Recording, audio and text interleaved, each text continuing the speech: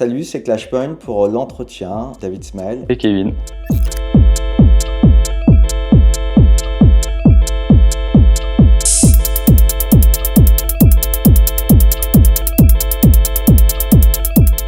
Je suis arrivé dans la techno quand la techno est arrivée en fait. et donc moi je bossais déjà en club. J'ai eu la chance de voir arriver les premières rêves et ça m'a matrixé quoi. Donc j'ai acheté mes premiers disques. Parce qu'en fait moi au départ j'étais plus dans les lights. J'aimais pas le côté DJ qui pousse des disques, mais je bossais quand même en club parce que le côté light et tout, et puis c'était quand même mon job, hein. Tu bosses 2 jours par semaine et t'en as 5 de repos, c'était cool. Et puis bah voilà, donc les premiers rêves m'ont matrixé, là j'ai eu envie d'être DJ parce que j'ai vu des gens qui servaient des platines pour envoyer 2 disques en simultané et faire hurler les gens sans leur dire d'hurler. La techno en voie de reconnaissance officielle, il serait temps, car ailleurs c'est déjà fait. Les DJ français connaissent un succès planétaire et la culture techno est devenue une référence. On avait un boss qui était assez conciliant, qui nous a permis de faire un premier club à Limoges qui s'appelait The Storm, Serious Trip of Rave Master. Donc là on faisait venir plein de DJ, Laurent Garnier, donc Jack de Marseille, à l'époque Stefanovic, enfin j'en passe quoi, il y avait toute la scène internationale de l'époque qui venait. Donc ça faisait à peine un an que je mixais et j'ai eu la chance de jouer avec Laurent Garnier. Et grâce à l'endroit où j'étais, puis j'étais avec mon mentor John Thomas, mon frérot quoi, avec qui j'ai commencé, qui lui après a été résident au Rex, au Bergame, partout quoi. Peu de temps après, il y a eu un autre club dans un énorme complexe qui s'appelait le High Tech Club au sein des Deux Mondes. C'était un ensemble de clubs réunis en fait, ça faisait 4500 personnes quoi. Et donc chaque salle était spécialisée dans un style. Donc moi, techno forcément. Et là il y a eu Miss Kittin et tout ça avec qui j'ai joué. Clashpoint ça a débuté il y a quelques années quand même. Hein. Ouais, j'avais 16 ans. ouais, donc il y a pas mal d'années. Au départ moi j'étais DJ déjà, je jouais, j'avais produit, je faisais des dates au Rex et patati patata. Et Kevin s'est mis à kiffer l'électro également. Et je l'ai rejoint dans l'aventure. Et donc voilà, il est venu aux soirées où je jouais avec ses potes, il a fait les warm-up. Et de fil en aiguille, quand j'ai senti qu'il était bien carré et bien motivé, on a monté le duo Clashpoint pour la prod et pour les DJ sets où maintenant c'est tout le temps Clashpoint en back-to-back. Remarque déjà, tu vois, si on se prend notre track, on va pas abîmer. Hein. Notre track, le Robert Hood, d'un de grande résistance. Hop, je suis un petit Aneta. C'est frais ça, Aneta. Aneta, éventuellement un petit Kraftwerk, ça peut.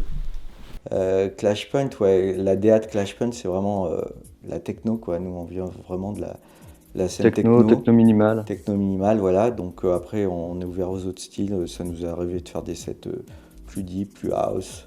On s'adapte en général. Voire hard tech, hein, où on a joué sur des line-up assez hard, costauds, quoi, bien musclés. L'essence même, c'est la techno, quoi, pour nous, avec toutes ces branches qui en dérivent, quoi. On aime bien faire les warm-up, les closings, les peak time. En fait, on n'a pas d'heure pour jouer. Dès qu'il y a les platines de libre, on est là. Ouais, voilà, c'est ça. Il y a dance floor, il y a match, quoi. Les DJ sets, c'est à 4 mains. Hein. DJ set, vraiment, c'est un track chacun. Nous, on est vraiment comme ça. Ping-pong toute la soirée. Ouais, parce que tu sais, si on faisait 2 tracks, en fait, comme on a vraiment une DA très fusionnelle, on se sent pas frustré que d'en passer qu'un sur 2, quoi. Au moins, on est tout le temps concerné par le mix et ça nous permet d'être vraiment à 4 mains dessus. Il y en a un, il peut être sur le filtre, l'autre, il est sur le cut. Enfin, tu vois, il y a des fois, c'est bien d'avoir 3 mains. Quand on joue sur des gros stages où on a les 4 CDJ, bah là, du coup, tu as tout le temps 2 potards en l'air. C'est vraiment... on fait comme un mix chacun, mais qui est mixé ensemble, quoi, tu vois. Donc, c'est vraiment... Il y a 3-4 morceaux qui se mélangent, donc ça c'est vraiment cool. Non, c'est un seul... c'est une entité, ouais. Alors c'est là où c'est injuste sur les 8 tones, c'est que c'est un back-to-back, nous aussi, mais qui est easy, puisqu'il est... il est déjà... Il est déjà rodé depuis des années, quoi. Ouais, c'est un peu ça, quoi.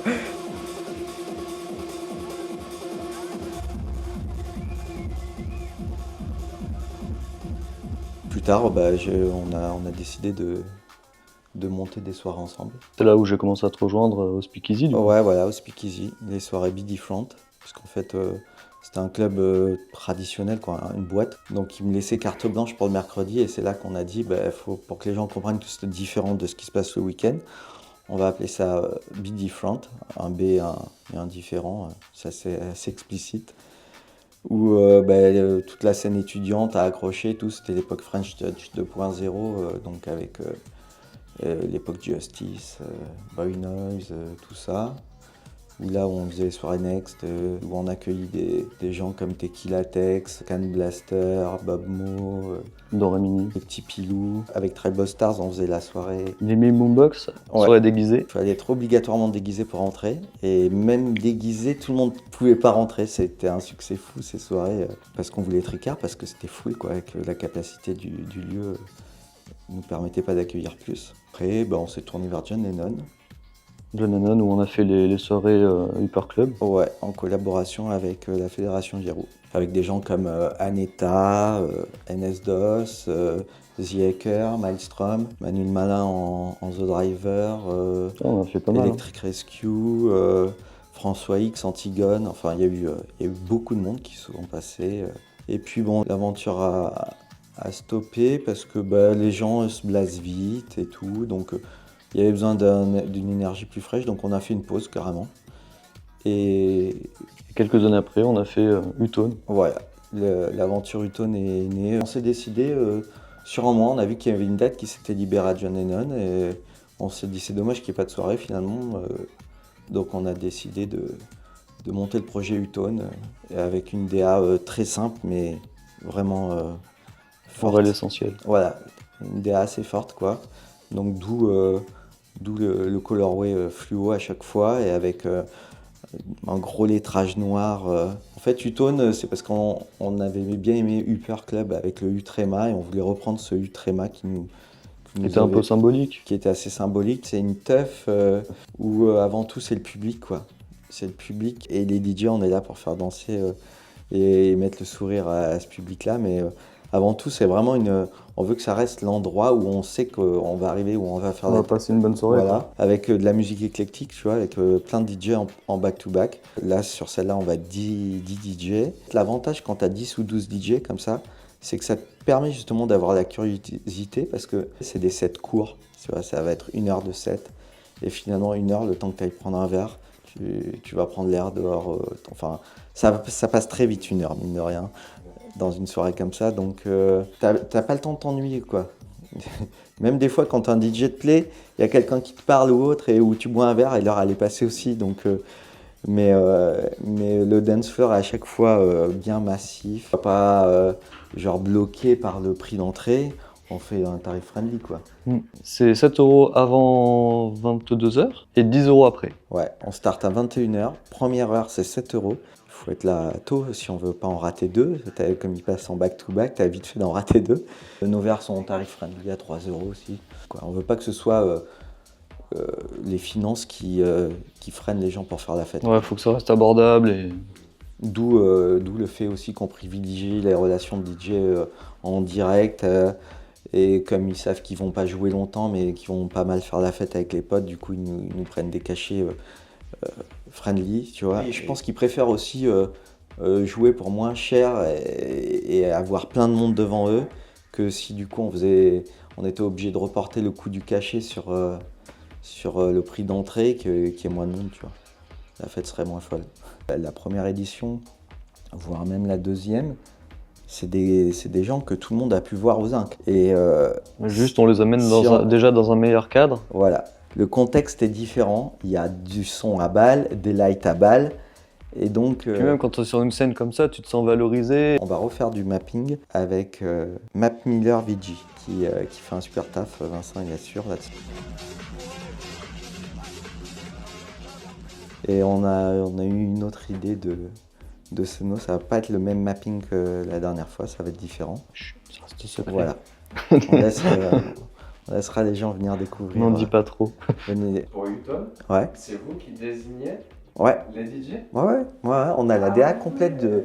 Après, si quelqu'un nous dit non, je veux pas jouer avec bah, on dit ok, alors on essaye de faire cohérent. Si on sait que 2 personnes peuvent s'entendre, on essaye de les mettre ensemble évidemment. Mais il y a des fois, nous, on a avec un œil extérieur une idée de 2 personnes qui pourraient jouer ensemble et où ça pourrait bien matcher et on propose. Et en général, ils nous font confiance. On a un peu notre DA, mais c'est éclectique quand même. Hein. Ouais. Bah, sur les premières, il y a eu Cyprien Rose qui a joué avec Marine Ardael et des Bamboches, et où là, c'était deep. La fois d'après, on a eu Avenue.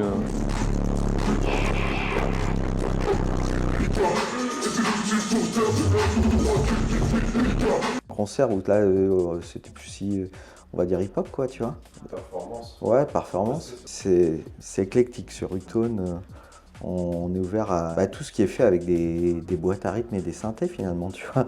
Ça va du hip-hop à l'art tech, tout ce qui est musique électronique. On met pas l'ordre des DJ, parce qu'il y a des gens, ils viendraient que pour voir leurs potes ou autre. Et donc là, au moins, ils découvrent tous les artistes qui viennent, ils viennent pour faire la teuf entre artistes. C'est pour ça qu'on est nombreux. Et du coup, tout le monde a envie de faire la fête avec tout le monde et ils sont contents de se retrouver. Et c'est plus l'occasion de faire une bonne fête entre potes DJ qui n'ont pas forcément l'occasion de jouer ensemble, ou qui se connaissent pas, qui se découvrent. Ouais, puis des fois, c'est aussi des recommandations, hein, des copains de copains qui Ouais, viennent c'est aussi. C'est ça, ouais. On travaille vraiment sur l'affect. Sur Utone, c'est beaucoup des gens avec qui on a déjà eu des relations ou qu'on connaît, tu vois, qui nous ont été recommandés ou qu'on a vus. Et on est encore ouvert, d'ailleurs, s'il y a des artistes... On fait un appel. non, mais s'il y a des artistes... Non, mais qu'ils aient... Je regarde l'objectif, moi je me regarde. Non, mais ce que je veux dire, c'est que c'est pas fermé. Les artistes peuvent nous envoyer des trucs et des liens de mix ou autre. Et tu vois, il y a des gens qui m'ont envoyé des trucs au début et qui n'ont pas joué au début et ils ont joué sur d'autres. Après, on aime bien quand même que les gens arrivent à pouvoir franchir le pas de jouer sur des platines plutôt que sur des contrôleurs. Parce qu'il y a déjà... Non, mais tu vois, On privilégie quand même. il y a un côté terrifiant et une fois qu'on a passé cette appréhension, c'est un contrôleur mais qui est séparé. Hein. C'est juste un contrôleur décomposé. Et le gap, il est pas monstrueux. Hein. T'as juste l'écran qui est plus grand et elles sont plus précises. Visuellement, c'est encore plus facile que... De toute façon, le plus gros taf d'un DJ, c'est la Selecta. En cœur. Non, mais c'est vrai, la Selecta, c'est le primond. Le premier truc, c'est la Selecta. Après, le fait d'être bon techniquement, ça facilite les ponts, tu vois. Si tu as un gap entre 2 tracks au niveau de ta Selecta, ça va être plus fluide. Et... Puis tu as une ligne de conduite, après tu sais où est-ce que tu vas, tu sais... Ouais, c'est ça, mais le plus important, c'est qu'il faut qu'il passe le bon track au bon moment, quoi. Let's go to the next level. Je comprends qu'il y a des gens qui tirent des balles sur la art techno TikTok avec les go muscu, c'est logique. Après, moi, je vais pas être le gars qui va tirer les balles là-dessus. Je me dis que ça peut être un point d'ancrage et qu'après, justement, ça éveille leur curiosité. Ouais, moi je pense qu'il faut vivre avec son temps et un jour ça se calmera. Ouais, et puis voilà, faut... par eux-mêmes, ils sont rentrés peut-être par là, les gens, et puis... Justement, si c'est un point d'entrée pour avoir de nouveaux clients dans ce milieu-là aussi, c'est plutôt bien aussi. Ouais, parce que, ok, il y en a, on va les perdre, on les gagnera jamais sur de la musique plus pointue, tu vois ce que je veux dire. Mais s'il y en a une infime partie qui, elle, se met à écouter des choses un peu plus abouties, tu vois, et tout, c'est toujours ça de gagner. Et puis voilà, bon, bah, c'est de l'énergie, les gens ils s'éclatent. Moi, ça me pose pas de problème. Hein. Après, si tu regardes dans l'histoire de la musique, il y a eu plusieurs points d'entrée. Hein. Ouais. Il y a eu là, c'est TikTok. À mon époque, c'était plus l'époque Headbanger, donc un peu plus grand public, on va dire. By saying no, finally says yes. Yeah, sometimes a we can change your life. This is Busy P says we. Pedro, Ouais. il a quand même une culture. Ouais, mais quand il y avait les Justice, quand Bah, c'est il y vrai qu'il y a avait des gens qui écoutaient Justice comme ils écoutaient, je sais pas... et Mister Oiseau et tout, ouais, c'est quand même... C'est Pedro qui a l'art de mettre de l'underground, le vendre de façon mainstream, mais c'est quand même de l'underground. Ouais, l'art techno TikTok, c'est juste qu'il y en a certains, c'est des geeks en termes de traitement de son. Parce que leurs prods, elles sont très... c'est ça, non? Elles sont très musclées en termes de sonorité, tu vois. C'est-à-dire qu'une fois masterisé, ça frappe très fort. Après, c'est des gars qui vont voir des tutos, tu vois, sur Internet et qui reproduisent. Et donc, c'est en ce sens-là que je dis que c'est des geeks. Parce que tu leur donnes un ordi et ils peuvent te faire un track justement dans l'après-midi, quoi. Après, moi, je te dis, il en faut pour tous les goûts. C'est sûr que moi qui kiffais la minimale, on en est loin, quoi, tu vois. Mais j'ai pas ce côté. Ouais, non. J'espère que je l'aurai jamais, tu vois. Après, moi, j'ai connu l'époque techno Guetta, tu vois. J'ai mixé avec David Guetta 2 fois. Et il y a certaines personnes un peu plus aigries ou plus haters qui me disaient ouais, pourquoi tu vas mixer avec lui, ouais, c'est un peu se vendre. Bah non, parce qu'en fait, chaque fois que j'ai joué avec lui, moi, j'ai pu faire mon set sans qu'on me demande de faire la moindre concession. Donc j'ai joué de la musique underground les 2 fois. On a dit entendu parce que ça doit être aussi de ta génération des soirées Fuck Me dans la Cambrousse. Exactement, Ouais, on a c'est mixé ce que pour j'allais eux. te dire. On a joué pour eux. Il y en avait un de la bande là qui était étudiant à l'IUT là. Et donc il venait lui au BD Front, aux soirées que je te disais le mercredi là. Et il me dit ouais, nous on fait des soirées aussi comme vous, déguisés, Fuck Me dans la Cambrousse.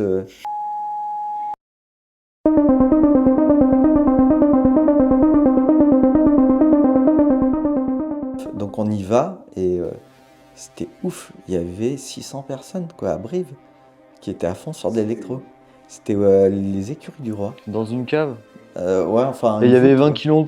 kilos de son, un truc comme ça. Ouais. C'était surdimensionné par rapport à la taille. Et après, donc, ils ont décidé de faire une soirée à Limoges, des soirées à Limoges. Et donc, c'était à La Fourmi et ils nous ont bookés avec Jean Nippon. Et maintenant, ils sont à Toulouse, les gars. Ils ont une boîte de prod qui s'appelle Plein Phare. Ils font des trucs lourds à Toulouse, quoi, tu vois. Et Garnier, Garnier, on lui avait amené, c'était quel EP Je crois que c'est le 2e. Ouais. On lui avait amené donné, la ouais. promo de notre 2e EP. Il avait dit ouais, merci les gars et tout, c'était cool. Il avait kiffé. Là, on avait eu un petit feedback après en mail derrière. Franchement, c'est peut-être un des. Tu vois, on en connaît pas mal et tout, mais finalement, on a l'expérience que souvent, c'est ceux qui pèsent le plus, qui répondent le plus finalement. Garnier, il a toujours répondu aux mails, toujours envoyé des feedbacks. Brodinski, pareil. Toujours. Alors que c'était des mecs qui pèsent, tu vois. Il y a Brodinski qui m'appelle pour d'ailleurs. Non, c'est pas Brody. C'est pas Brody, mais ouais, on était très potes avec Brody par contre. Nous, on l'a connu au début, il était techno. Il a commencé à faire son switch avec Mehdi. Ouais. C'est Mehdi qui a commencé à le brancher. En fait, il a un peu le syndrome du gars où quand la maison elle est terminée, il a plus envie d'habiter dedans, tu vois ce que je veux dire ? C'est-à-dire qu'en techno, il était là-haut, il jouait sur tous les plus gros line-up, c'est lui qui était le headliner de trucs comme I Love Techno et tout. Au début, d'abord, c'était Geza Feldstein, ils étaient au top avec Geza. Après, il y a eu Louisa. Et, avec Louisa, il a fait des pubs pour BM et tout qui passaient à la télé. Avec Geza, il a fait sur l'album de Kanye, tu vois, des instrus. Après, il y a eu Club Cheval, mais à chaque fois, quand il est avec des gens et que c'est genre, bon, on se dit, ça y est, il est en haut, il est pep. Ben non, il casse tout, il repart d'en bas. Mais justement, il reste tout le temps dans l'underground, il va pas dans le mainstream. Toi, t'avais pas pu venir, c'était en semaine, à sa release party. Et dans le backstage, mais il y avait 15 rappeurs d'Atlanta, dont certains, tu vois, très connus. Il y avait Miss Kittin, Geza, Cassius, il y avait gros de beau monde, quoi. Et j'étais là, j'étais spectateur du truc. J'étais avec Guillaume Berg, qui était son manager à l'époque et qui avait monté le blog, à l'époque des blogs Fluo Kid, qui était un blog très connu à l'époque où tout le monde allait diguer de la musique sur les blogs, tu vois, pour la musique gratuite. C'est vraiment une sorte de blog où tu avais la pochette et tu avais le lien pour télécharger. Les gars, ouais, tu vois. Il y avait un site qui s'appelait Hype Machine qui recensait tous les blogs. En fait, tu pouvais choper toute la musique que tu voulais gratuitement sur des blogs. Et donc, mais en même temps, ces blogs étaient vecteurs de tendance, tu vois, et tout ça, ils te disaient ce qui allait se faire. Et il y en avait un qui était très réputé sur toute la partie électro, tu vois, avec Mastercraft, tous les trucs comme ça, c'était Fluo Kids. Bayutone, c'est une soirée conviviale avec plein de gens sympas, des copains et une clientèle sympa. Le maître mot, c'est d'abord du local, hein. Après, on a élargi, mais c'est souvent des artistes soit qui sont passés à Limoges, soit qui y sont actuellement pour des études. Enfin, il y a quand même toujours un lien avec Limoges. Et il y a des gens qui mixent depuis longtemps avec des newcomers, quoi. Et je trouve intéressant de mettre en lumière des artistes qui débutent. Ouais, c'est bien de laisser la chance un peu à tout le monde. Mais le but, voilà, c'est de développer la scène locale.